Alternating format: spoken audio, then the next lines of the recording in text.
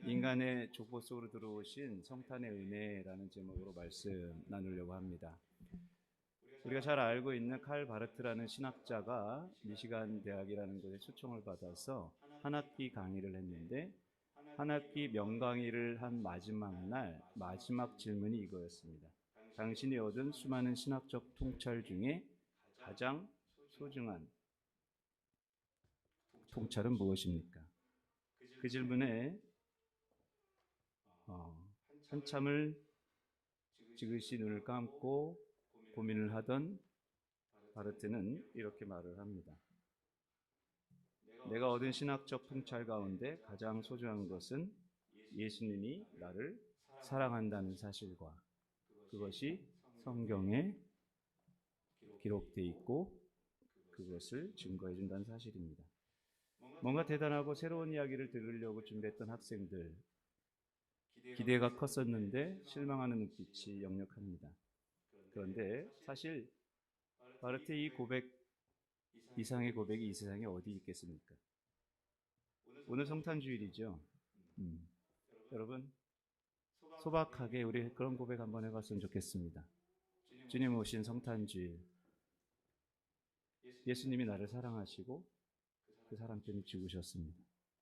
그분이 나를 사랑하신다는 것, 세상 어디에 사람을 통해서 보는 것이 아니라 성경이 증거해 줍니다. 한번 옆에 사람한테 마스크 쓴 채로 한번 고백할까요? 예수님이 당신을 사랑합니다. 자기한테 고백합시다. 예수님이 나를 사랑합니다. 네. 우리가 이 세상에 온 것, 제가 오늘 부랴부랴 이 빨간 옷을 입고 나왔습니다. 크리스마스 분위기를 좀 띄워보려고 했는데, 안 입던 옷 꺼내고 지금 먼지가 묻어가지고 이거 빨았다가 급히 말렸더니 지금 아직 축축해가지고 온몸이 좀 감기 걸릴 것 같아요. 약간 좀 춥습니다. 우리가 이 세상에 온 것은 어느 얼굴 하나 보러 왔다라고 이런 말을 한 사람이 있어요. 그분의 얼굴은 그 안에서 세상이 창조되었고 그로 인해서 세상이 이루어졌으며 그를 위하여 세상이 만들어진 그분이십니다. 영어로 in him, for him, by him입니다. 우리 한번 골로새서 1장 16절 한번 같이 한 목소리 읽어보겠습니다. 시작. 만물이 그에게서 창조되되 하늘과 땅에서 보이는 것들과 보이지 않는 것들과 혹은 왕권들이나 주권들이나 통치자들이나 권세자들이나 만물이 그로 말미암고 그를 위하여 창조되었고 그에게서 in 힘이죠. 그로 말미암고 by him 그를 위하여 for him입니다. 우리는 그분의 얼굴을 보았습니다. 예수 그리스도의 얼굴입니다. 사람들이 생일을 맞으면 태어난 사람에게 케이크에 촛불을 붙이고서 그 앞에 생일 축하 노래를 불러줍니다. 근데 간혹 장난으로 생일 축하합니다라는 가사 대신에 왜 태어났니라고 불러주는 사람도 있죠. 왜 태어났니 장난이죠 물론. 그런데 그 안에 심오한 뜻이 생각해 볼 만한 뜻이 있습니다. 우리는 쓸데없이 태어난 사람이 아니라 사랑받고 사랑하기 위해 태어난 존재입니다. 우리는 하나님 찬양하기 위해 태어난 존재입니다. 여러분, 왜 태어났니라는 이 질문은 인류가 수천 년 동안 대답을 할 수 없었던 질문이었습니다.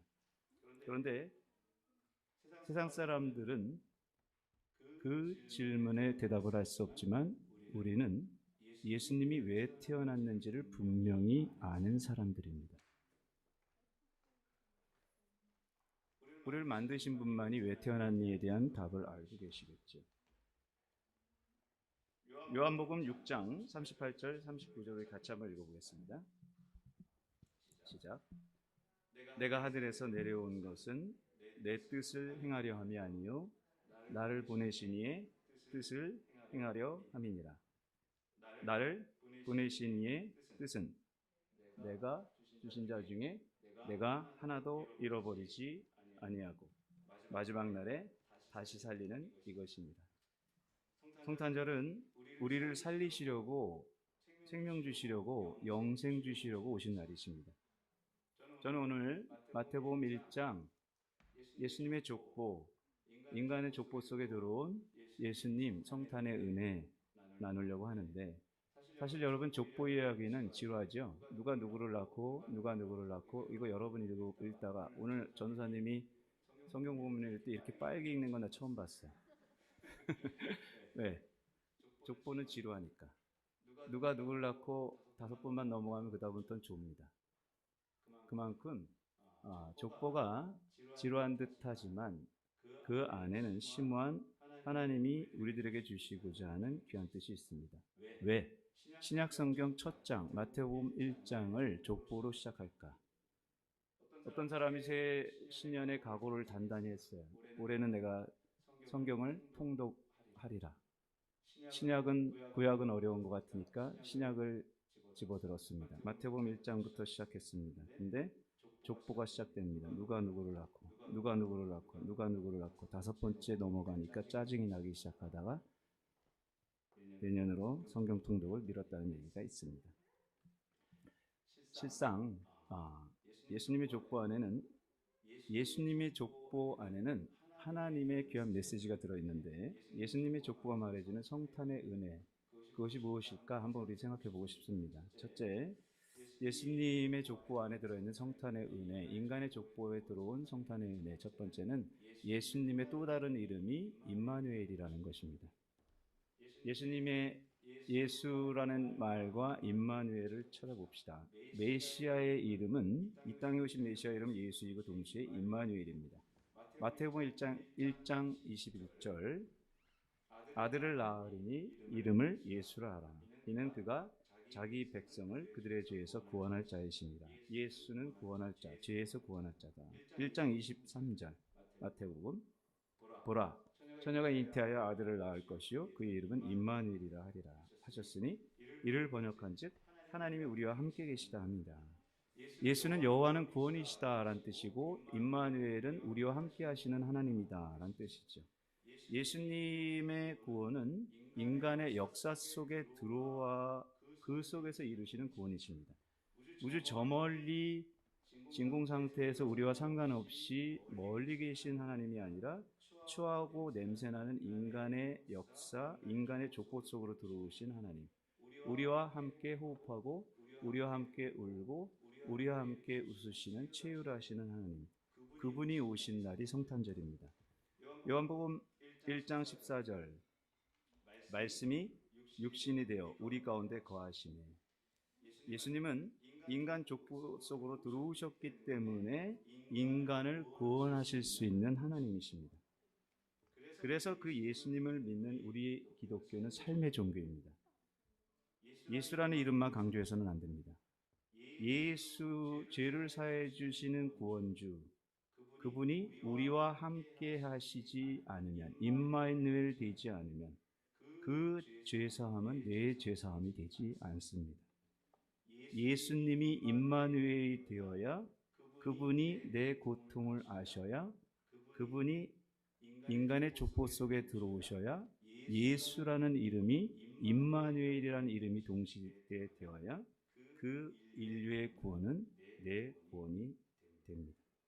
인류의 구원은 먼 얘기지만 내 구원은 당장 죽고 사는 문제입니다. 다른 사람 다 구원받았는데 내가 구원받지 못했다면, 만약에 그렇다고 한다면 그 예수님은 나에게 임마누엘의 예수님이 아니십니다. 예수라는 이름이 나에게 임마누엘이라는 이름으로 다가와야 인류의 구원자 예수가 나의 구원자 예수가 되는 것입니다. 믿으십니까? 성탄절은 뭐죠? 성탄은 인류 구원자 예수라는 이름이 나의 구원자 임마누엘이라는 이름이 되기 위해 이 땅의 인간의 족보 속으로 들어오신 날이 성탄절입니다. 자, 첫 번째 은혜가 뭐라고요? 성탄의 은혜, 인간의 족보 속에 들어온 성탄의 은혜, 예수의 또 다른 이름이 임마누엘이다. 믿으십시오. 두 번째, 인간의 족보 속으로 들어온 성탄의 은혜는 한 많고 추하고 냄새나는 약자, 이 땅의 약자들을 통해 예수님이 오셨다는 사실이에요. 예수님의 족보에는 여러분이 잘 알듯이 4명의 여자의 이름이 들어가 있습니다. 그 4명의 여자의 이름은 일반적이지 않은 이름입니다. 상처 많고 한이 많은 이름입니다. 다말, 라합, 룻, 우리아의 아내. 당시 이스라엘 사회는 가부장적 사회죠. 아주 가부장적 사회인 그 사회의 족보에 여자 이름이 들어간다는 것 자체도 놀라운데 그들의 이름이 일반적이지 않다라는 것. 자세히 살펴보면 실상 그 이름은 우리들의 이름입니다. 실상 그 이름은 상처 많고 추하고 눈물 많고 한 많은 우리들의 이름입니다. 이방 모압 여인 룻, 청산과부, 젊어서 과부가 돼서 먹고 살아야 되는데 연약한 여자의 몸으로 혼자 먹고 살아야 했던 불쌍한 여인. 먹고 살 수 있는 방안이 몸을 팔아야만 했어서 성벽에 살면서 몸을 팔았던 이방 여인 라합. 성안 성밖 어디에도 속할 수 없었던 떠도는 인생, 외로운 인생. 시아버지와 사이에서 불륜을 비인륜적인 아이를 낳았던 다말. 그런 다말을 유다는 너가 나보다 더 의롭다라고 말했죠. 왜일까? 지금도 시아버지와의 사이에서 며느리가 애를 낳았다라고 한다면 뉴스에 신문에 나오겠죠. 네. 근데 이 당시에 시아버지와 사이에서 애를 낳았어요. 그런데 유다는 예수님의 지파죠. 예수님의 육체적인 족보 조상입니다. 유다가 자기 다말에게 너가 나보다 더 의롭다라고 말을 했습니다. 이게 뭘까? 비윤륜적인 그런 여인이라 하더라도 의로워지는 것은 바로 믿음으로 되는 것이다. 우리 한번 찾아볼까요? 창세기 38장 24절에서 26절. 제가 24절 읽고 여러분이 25절 돌아가면서 제가 26절 그렇게 읽겠습니다. 어떤 사람이 유다에게 일러 말하되 내 며느리 다말이 행음하였고 그 행음함으로 말미암아 임신하였느니라. 유다가 이르되 그를 끌어내어 불사르라. 여러분 읽어주십시오.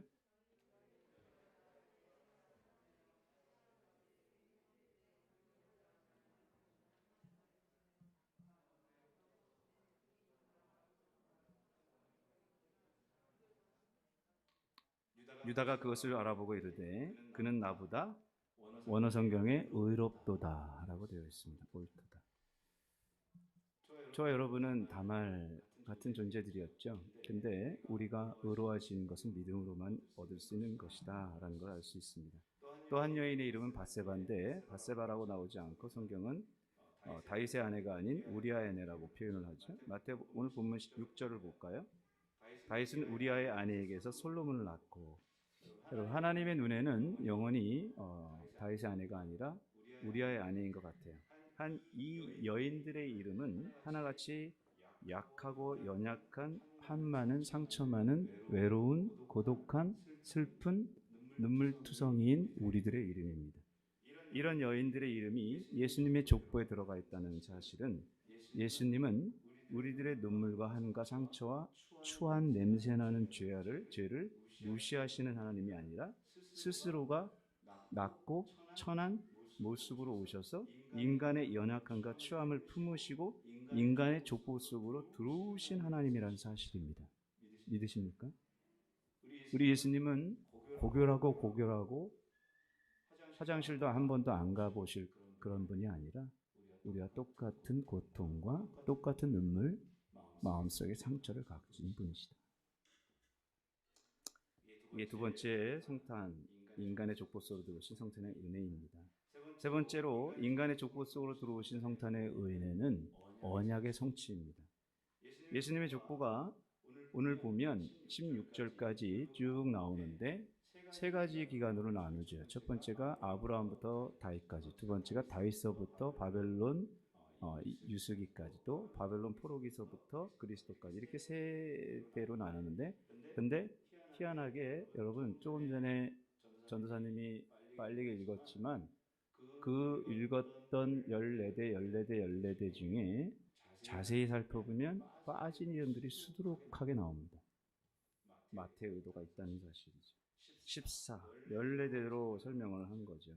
마태복음 오늘 본문 17절을 보시면 그런즉 모든 대수가 아브라함부터 다윗까지 14대예요. 다윗부터 바벨론으로 사로잡혀갈 때까지 14대요. 바벨론으로 사로잡혀간 후부터 그리스도까지 14대다. 이 빠진 이름이 있다는 것, 의도적으로 마태가 14로 규정을 했다는 거죠. 마태의 의도가 뭘까?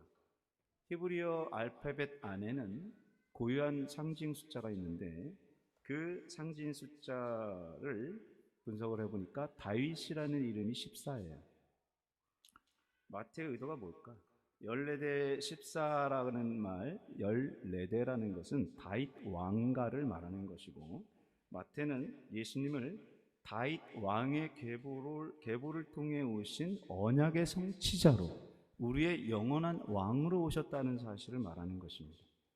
마태의 의도는 언약을 이루기 위하여 14, 14, 14로 세대 나눈 것이다.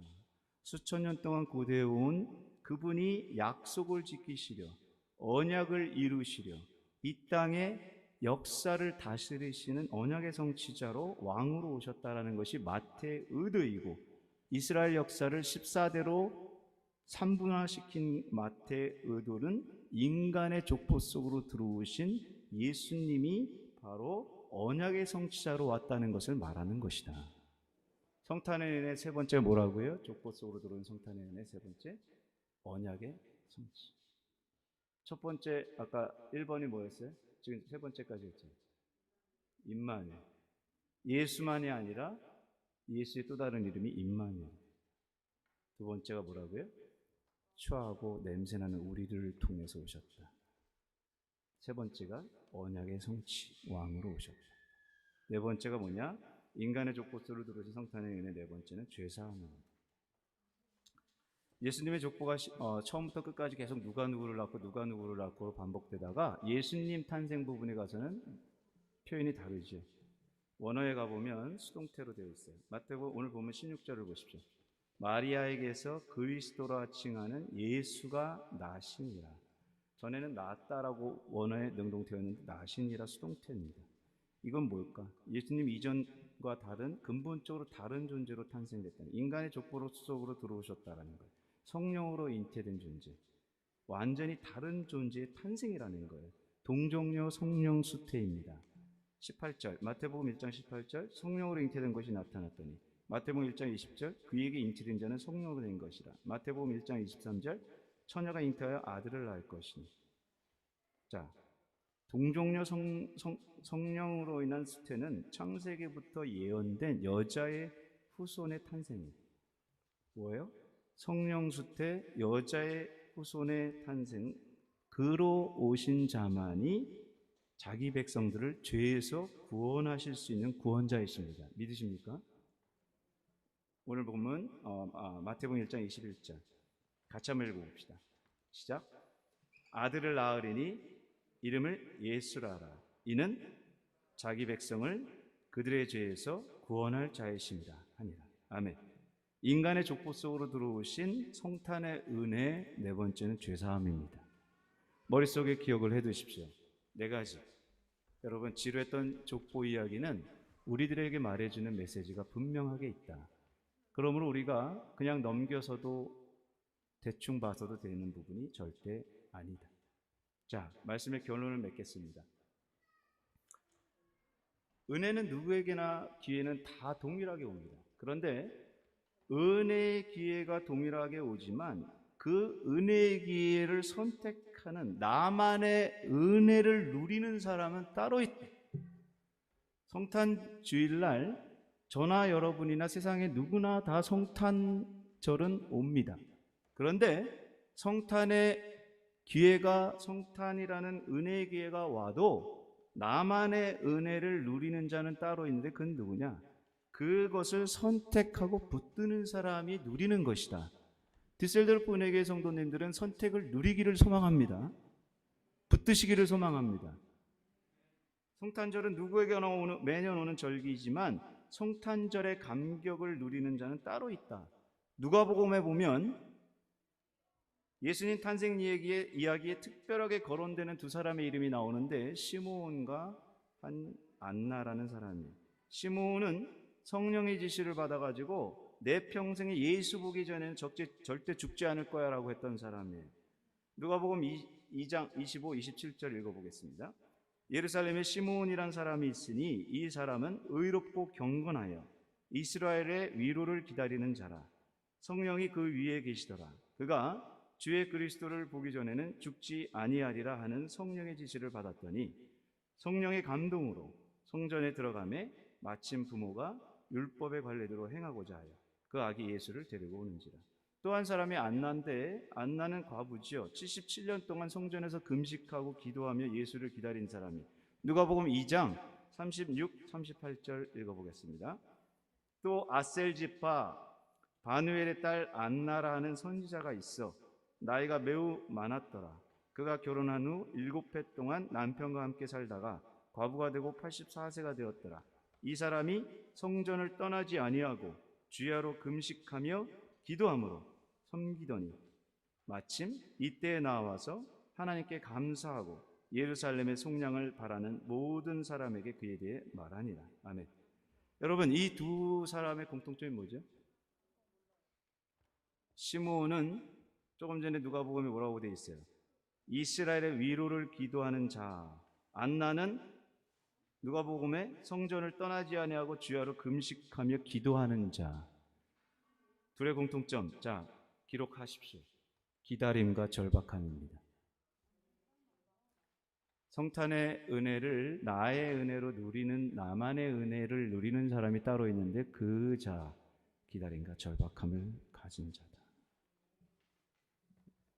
왜 이 두 사람의 이름이 예수 탄생 이야기에 굳이 들어가 있냐? 그것은 간절히 사모하고 기다리는 자가 예수를 직접 대면할 것이다. 여러분, 오늘은 성탄 주일인데 매년 오는 성탄절이라고 넘기지 마시고 저와 여러분이 안나와 시므온 되기를 소망합니다. 간절함과 기다림으로 주님을 기도하십시오. 이 성탄절기에 저와 여러분의 가족 가운데, 여러분 삶 가운데 인간의 족보 속으로 들어오신 성탄의 은혜가 여러분 가정에 넘치시기를 예수 이름으로 축원합니다. 잠시 눈을 감으십시오. 제가 여러분을 위해서 기도할 텐데 시므온과 안나가 지금 잠깐 됐으십시오. 여차하면 성탄주일이 그냥 세리머니 의미 없는 날로 넘어갈 수 있어요. 그런데 시므온과 안나가 되면 놀라운 은혜가 있다. 눈을 감으십시오.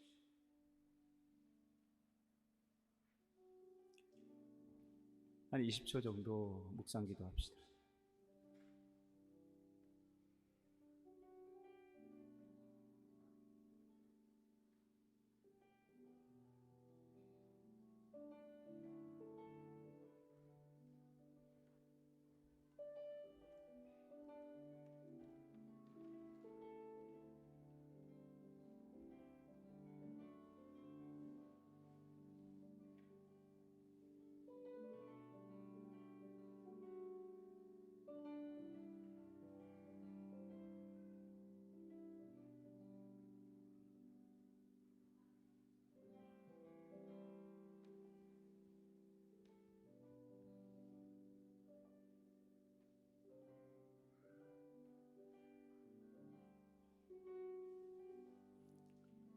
왜 예수님 다른 방법으로도 오실 수 있으신데 그렇게 추한 냄새 나는 한 많은 눈물 많은 우리 같은 쇳덩어리,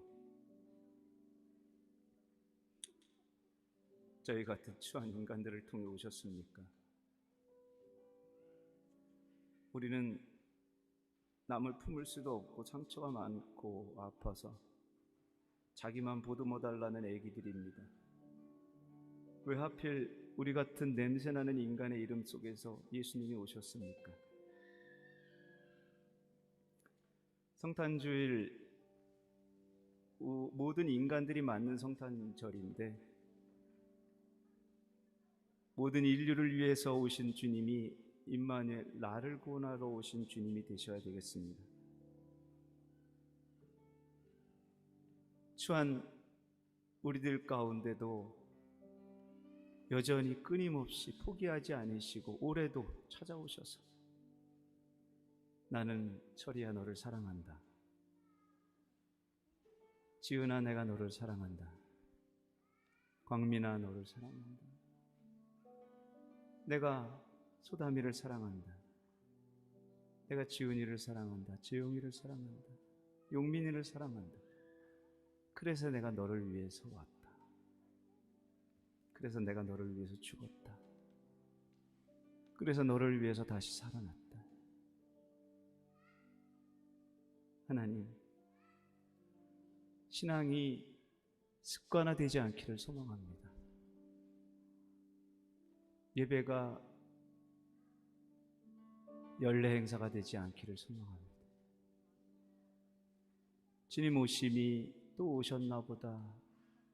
그래 오셨지. 그게 아니라 주님 오심이 77년 동안 과부 생활 그 8년 빼고 77년 동안 성전에서 울며 금식하며 기도했던 그 안나처럼 우리도 그렇게 간절함으로 주님 기다리기를 소망합니다. 주님의 아름다운 신부로서 이 성탄 주일 정말 진심으로 예수 그리스도와 인간의 족보 속으로 들어오신 성탄의 은혜를 누리기를 소망합니다. 남들 다 그냥 그러려니 하고 넘어가는 이 시기가 아니라 나 혼자를 만나주시는 예수님을 만나기를 간절히 소망합니다. 오늘 기도하는 우리 디셀도르프 성도들에게 또 온라인으로 드리는 성도들에게 하나님 시므온과 안나처럼 살겠다고 결단하게 소망합니다. 그들에게 특별한 성탄의 은혜를 허락하여 주시옵소서. 예수님의 이름으로 기도합니다.